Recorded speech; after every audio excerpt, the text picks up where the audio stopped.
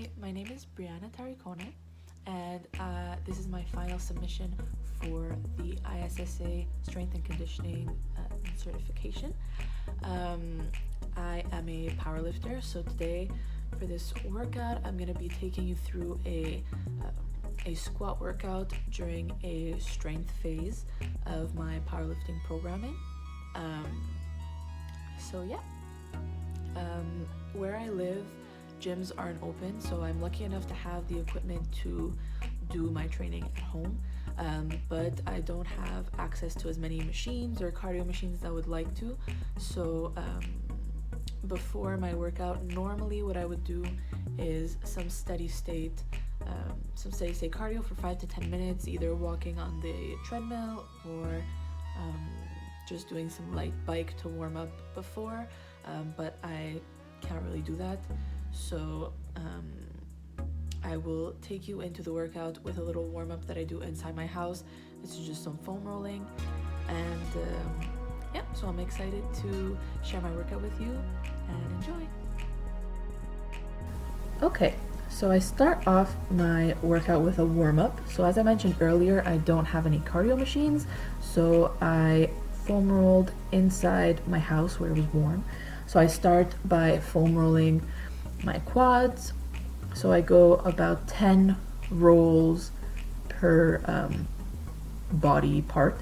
So I start off with my quads. Since we're doing a squat day, I'm really focusing on my legs the most.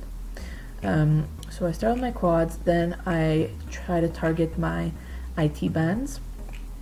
So the IT band is just a long tendon that goes along the outside of your quads, and that tends to get super tight. So I always try to loosen that out a little bit before my squat workouts. Then I moved onto my hamstrings, and my dog showed up.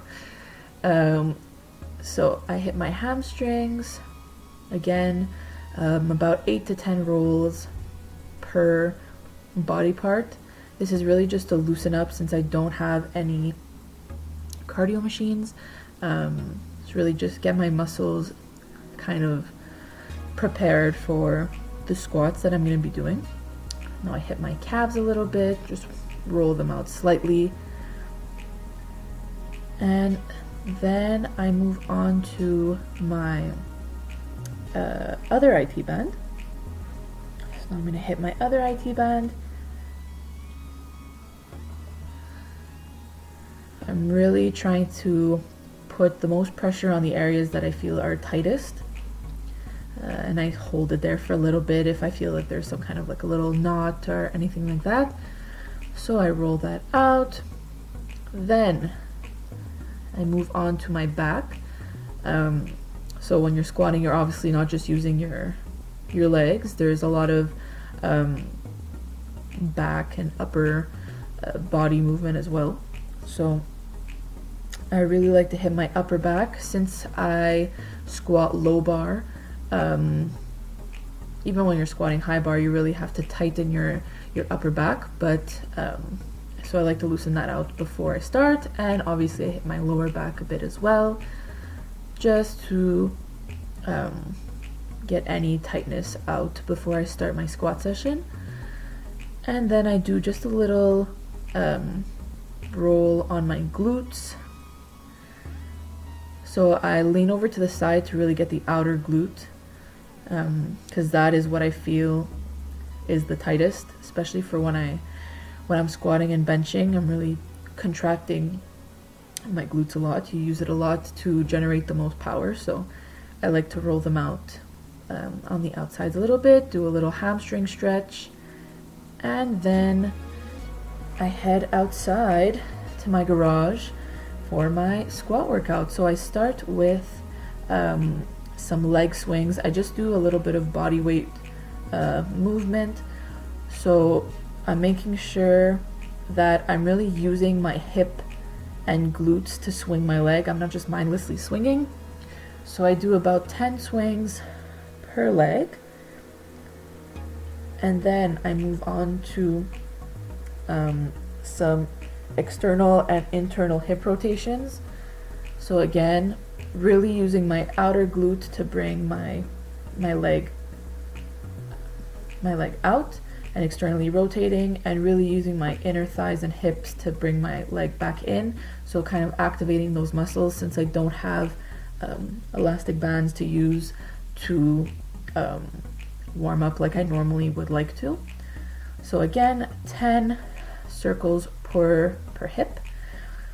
Then I loosen out my upper body a little bit, and I like doing this stretch. It just kind of opens up my chest area and kind of prepares my shoulders to be back and loose to squat. Then I work a little bit on my ankle mobility. So I get down into my squat position and put some more weight on each ankle, really pushing my knee forward to make sure my ankles are mobile, because that'll help me hit proper depth when I squat. Then I kind of use my elbows to push my knees out and stretch out my inner thighs and hips. Then I'm putting my arms higher up on the bar and just really stretching out my lats, making sure that everything is nice and loose so that I can get into my squatting. So I always start by squatting with an empty bar. This is a normal stiff 45-pound bar. And with every warm-up set, I treat it as if it was my top set. So I really place myself and I get under the bar. I'm squatting low bar again, so the bar is kind of right under your traps. And I'm making sure to really spread the floor with my feet, using my glutes to push myself up and be explosive with every rep. So with an empty bar, I do about 8 reps just to get a feel for the movement. Then I move on to 135 pounds. So that's one plate, 145-pound plate on each side. So again, I really try to do the same setup for every single set of squats. So I place my hands at the exact same place. I dig the bar into my upper back, and as I back up, I take a couple of breaths, and as I'm going down, I'm holding my breath and pushing my core out to really keep a tight, solid core. And again, always spreading the floor with my feet to really activate your glutes, keep your knees from caving in, and getting the strongest squat possible. So I do 5 reps with one plate. Then I move on to a plate 25, so that equals 185 pounds. And I know I sound repetitive, but I do the exact same setup every time. And I really wedge the bar into my back so that it does not move as I'm squatting. I take my breaths and I go down and up, really exploding. As I know I hit the proper depth, I really try to explode up as fast as possible. So I do 3 with a plate 25, then I move on to 2 plates, so that's 225 pounds. And my top sets for today during this strength phase workout is gonna be, I'm aiming for 4 sets of 4 reps with 305 pounds. So that's about 85% of my max, which is the perfect kind of percentage to work in when you're doing a strength workout. So that's 2 plates. I do 3 reps with that, and at this point, anything past 2 plates is when I start integrating my powerlifting equipment. So I have wrist wraps and a lever belt, and I also have knee sleeves that are under my sweatpants, but you can't see them. And I'm using squat shoes that have a little bit of a heel to help with my depth.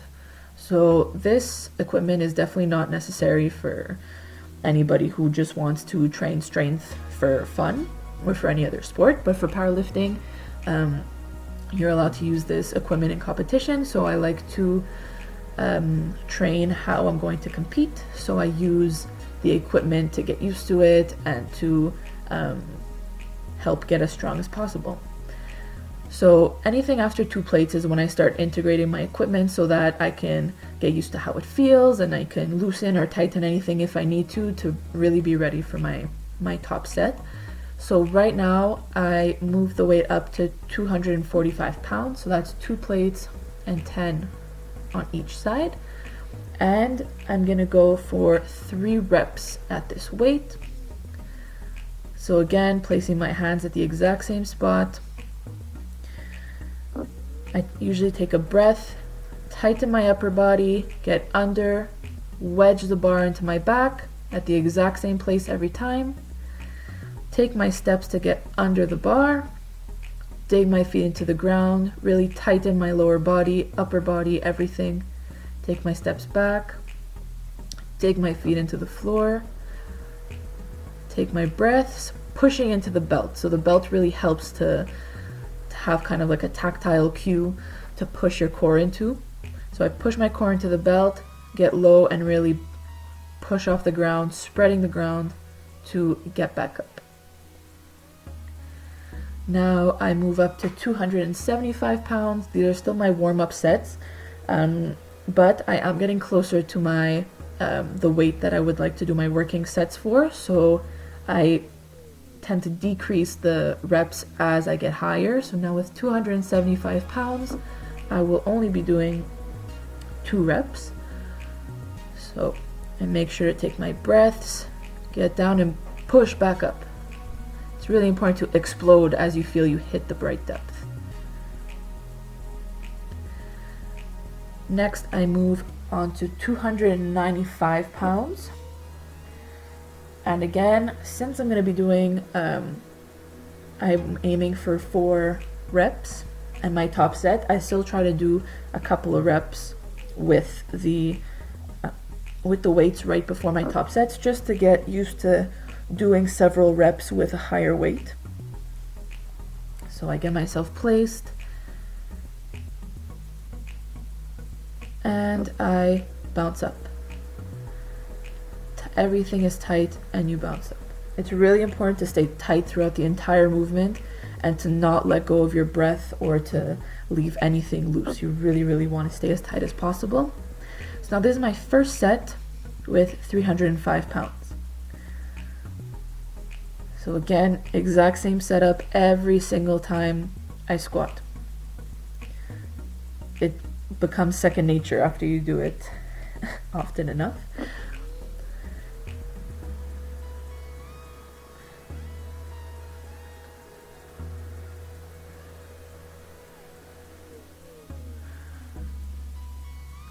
I'm really focusing on hitting proper depth and exploding back up.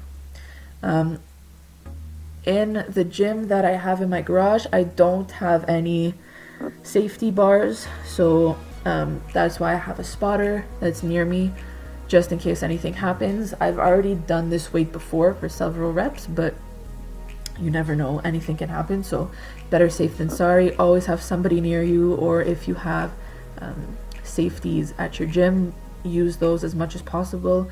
Adjust them to the right height and make sure that you're safe when you're training.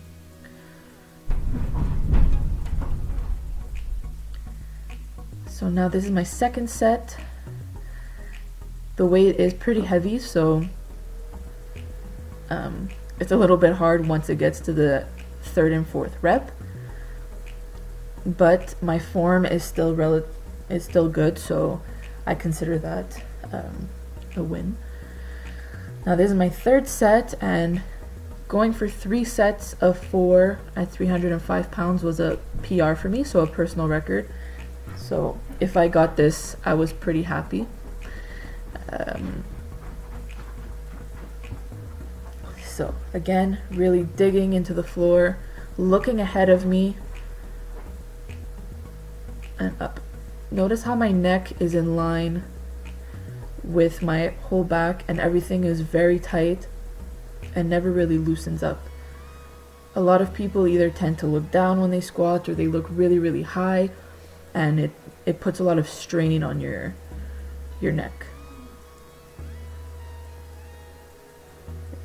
So I was really happy at this point because I had just beaten my own record, and I could have called it a day, but I really wanted to go for a fourth set of 4. A couple of weeks ago I had failed to do 4 sets of 4, so it was kind of my revenge set. I was feeling good on this day, so I took advantage of it. So again, like always, digging into the floor, wedging the bar into my back and pushing up. And you squat down and really bounce back up, pushing through the floor and spreading it apart.